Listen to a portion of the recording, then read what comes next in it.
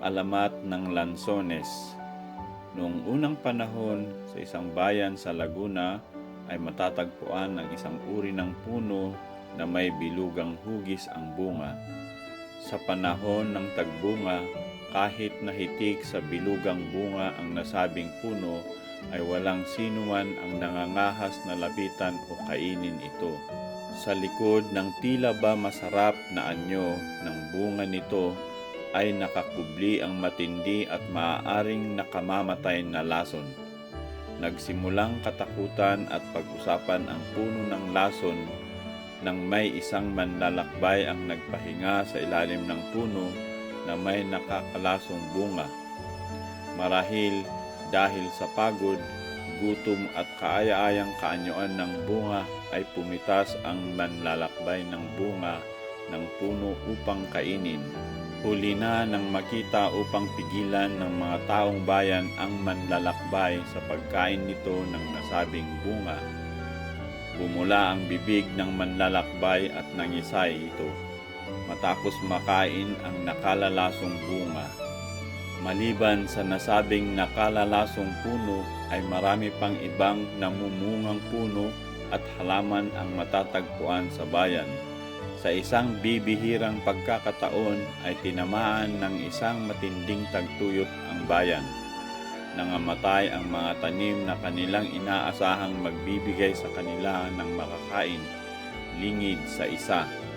Ang puno na nagtataglay ng nakalalasong bunga, taimtim na nanalangin ang mga taong bayan upang matapos na ang nasabing tagtuyot dulot ng matinding tag-init. Isang araw ay may isang babaeng nakaputi ang dumating sa bayan.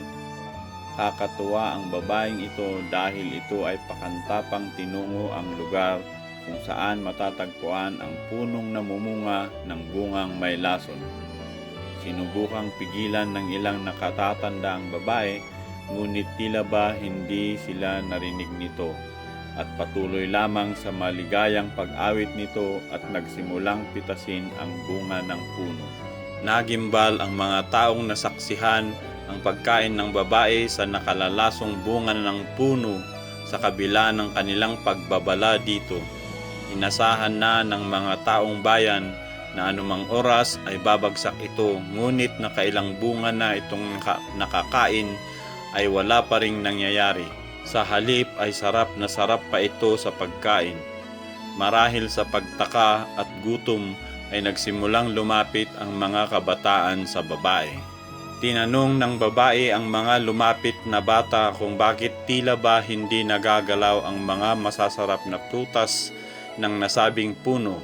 Inilahad sa kanya ng mga bata ang kwento ng nakalalasong puno at umiling lamang ang babae. Pumitas siya ng bunga at pinisil ito upang ilantad ang kaaya-ayang laman ng bunga ng nasabing puno. Sa gutom ay nagbakasakali ang isang bata upang tikman ito. Masarap at malinamnam ang nasabi ng bata at muli itong pumitas. Nang makita ito ng mga taong bayan ay nagsimula itong lumapit sa nasabing puno upang kumuha ng bunga upang kainin. Lahat ay nabigla sa kakaibang tamis ng dating itinuring nilang bungang may lason. Sa di maipaliwanag na pangyayari ay bigla na lamang nawala ang babaeng unang kumain ng bunga ng puno ng lason. Matapos mabatid na wala na ang lason sa puno, ay naitawid ng bayan ang matinding tag-init. Pinaniwalaan ng mga taong bayan na ang babaeng nakaputi ay isang diwatang sumagot sa kanilang panalangin. Sa paglipas ng panahon, ang dating puno at bunga na may lason ay tinawag na nilang lansones.